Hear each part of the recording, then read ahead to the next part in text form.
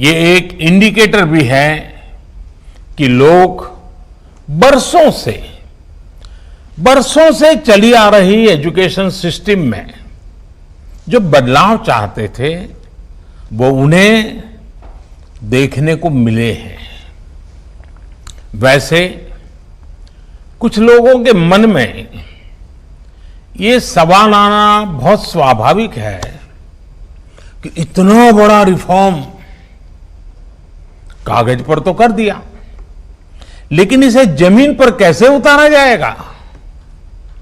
यानी अब सबकी निगाहें इसके इम्प्लीमेंटेशन की तरफ है। इस चैलेंज को देखते हुए व्यवस्थाओं को बनाने में जहां कहीं कुछ सुधार की आवश्यकता है, वो हमें सबको मिलकर के करना है और करना ही है। आप सभी राष्ट्रीय शिक्षा नीति के इम्प्लीमेंटेशन में और उस काम में सीधे तौर पर जुड़े हैं और इसलिए आप सबकी भूमिका बहुत ज्यादा है, बहुत अहम है।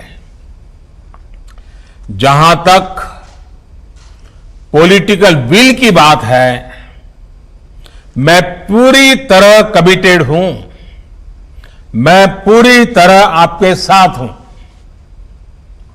साथियों,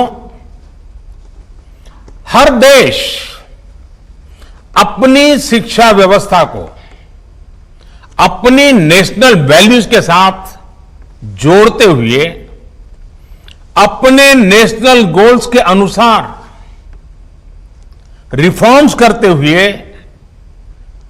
आगे बढ़ता है। मकसद ये होता है कि देश का एजुकेशन सिस्टम अपनी वर्तमान और आने वाली पीढ़ियों को फ्यूचर रेडी रखे, फ्यूचर रेडी करें। भारत की नेशनल एजुकेशन पॉलिसी, राष्ट्रीय शिक्षा नीति का आधार भी यही सोच है। राष्ट्रीय शिक्षा नीति 21वीं सदी के भारत की, नए भारत की फाउंडेशन तैयार करने वाली है। 21वीं सदी के भारत को हमारे युवाओं और हमारे युवाओं को जिस तरह की एजुकेशन की जरूरत है, जैसी स्किल्स चाहिए, राष्ट्रीय शिक्षा नीति पर इन बातों पर विशेष फोकस है। भारत को ताकतवर बनाने के लिए, विकास की नई ऊंचाई पर पहुंचाने के लिए भारत के नागरिकों को और सशक्त करने के लिए उन्हें ज्यादा से ज्यादा अवसरों के उपयुक्त बनाने के लिए इस एजुकेशन पॉलिसी में खास जोर दिया गया है। जब भारत का स्टूडेंट, चाहे वो नर्सरी में हो या फिर कॉलेज में साइंटिफिक तरीके से पढ़ेगा, तेजी से बदलते हुए समय और तेजी से बदलती जरूरतों के हिसाब से पढ़ेगा, तो वो नेशन बिल्डिंग में कंस्ट्रक्टिव भूमिका निभा पाएगा। साथियों, बीते अनेक वर्षों से हमारे एजुकेशन सिस्टम में बड़े बदलाव नहीं हुए थे।